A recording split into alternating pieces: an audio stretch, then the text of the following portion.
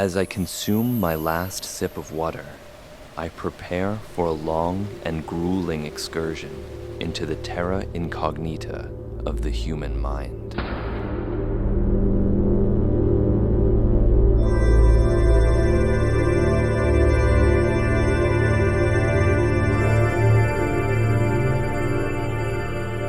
First, I lose awareness of my limbs, then my body, and suddenly I am reduced to nothing more than a kernel of pure awareness floating in the cosmos.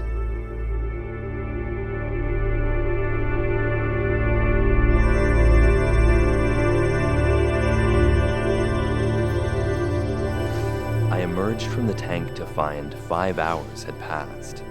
Night had fallen, and I felt a pervasive inner calm as I breathed in the cool ocean air.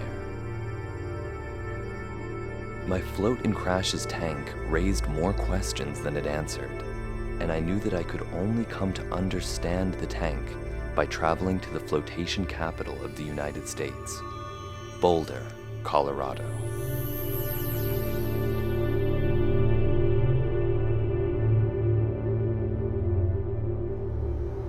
Hello. Hey, what's going on? We just arrived at the hotel and we were about to drive over, actually. Is now a good time to come by? I definitely want to, either tonight or tomorrow, or potentially both, do at least one long session. Okay. Alright, so I guess we'll drive over right now and I'll see you in a minute. Sounds great. No rush. I'll be here. Okay, cool. Bye. That was Ben, the tank master. And we're gonna check out his tank and see what's going on at Isolation Floatation Center. After hearing me on Joe Rogan's podcast, Ben suggested I travel to Boulder to have a taste of his newly constructed Samadhi tank.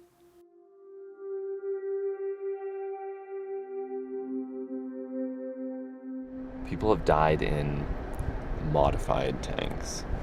There was a notable psychonaut named D.M. Turner who drowned in a bathtub that he was trying to use as a sensory deprivation tank while giving himself intramuscular injections of ketamine. But that's not what we're doing today.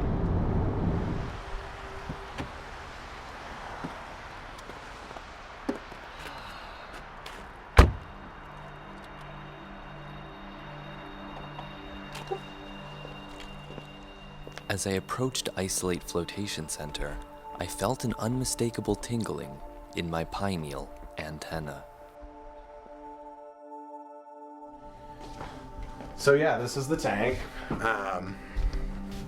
It's probably not that cool looking compared to Crash's tanks. And so this comes as just a giant thing that you So it comes in these like sections, right? This is a section, this is a section, this is a section, this is a section, this is a section.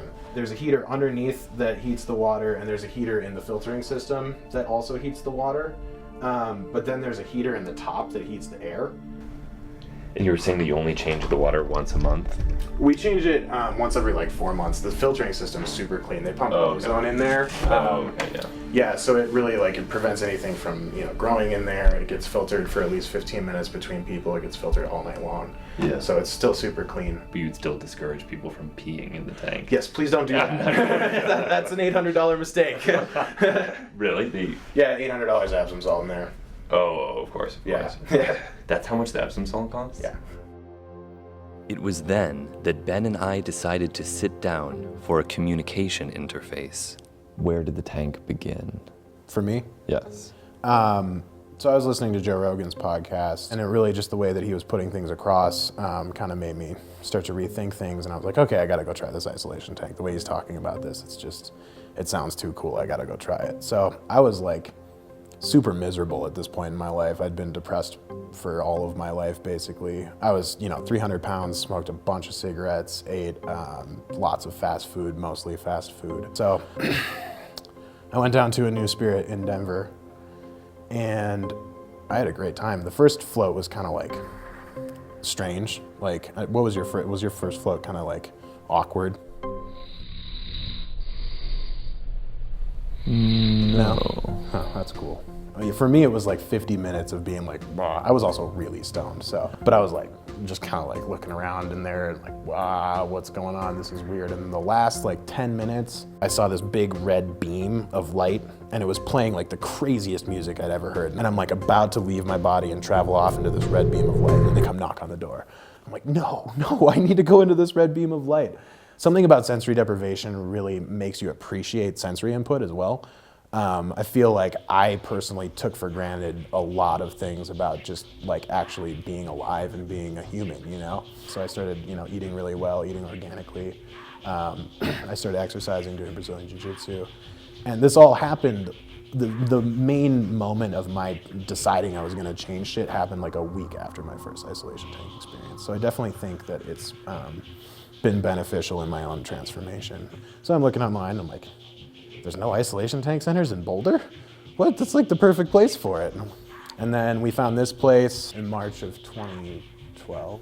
So this is all recent. I didn't Very realize. recent, yeah. The other float center opened 2 months before we did. Which The Cloud9. Cloud9. Cloud9, yeah. They opened in March of 2012. Oh, okay. Yeah, it's very recent. So there's some competition. Word on the street was that there was a new tank player in town, a flotation center called Cloud9. With 3 tanks, Cloud9 made it clear they would accept nothing less than total domination of the Boulder tank market. So here we have just the float tank. This is an open tank for people that have any issues with claustrophobia or anything like that. So it doesn't have that. At first, I was insulted that they would waste my time with an open-faced tank. So it's just like a tub. Yeah, it's just like a tub. But then I was relieved to find myself in the company of a floataway Tranquility, arguably the most sophisticated flotation tank yet designed. Oh wow, it's Right. a futuristic looking tank. Yeah, definitely. With hydraulic lid, redox sensor, UV filter, and an auto-dosing reservoir, many flotationists consider it the Rolls-Royce of sensory deprivation tanks. Huh. That's pretty impressive. And how do you think this compares to the Samadhi? To the Samadhi. When you're in the tank and the lights are off and the door is closed, it's all the same. Yeah. It really is. No. Is that Every really tank the is case? different. Every tank that I've ever been in has been different. There was one voice of dissent in the flotation community, a tank guru named Brandon. I've floated in Samadhi, I've floated in Floatarium, I've floated it in that one at Cloud9, I've floated at the ones that they have down at the New Spirit Wellness Center. Every single tank is completely different. How many hours would you say you spent in the tank? Like number of hours? Oh,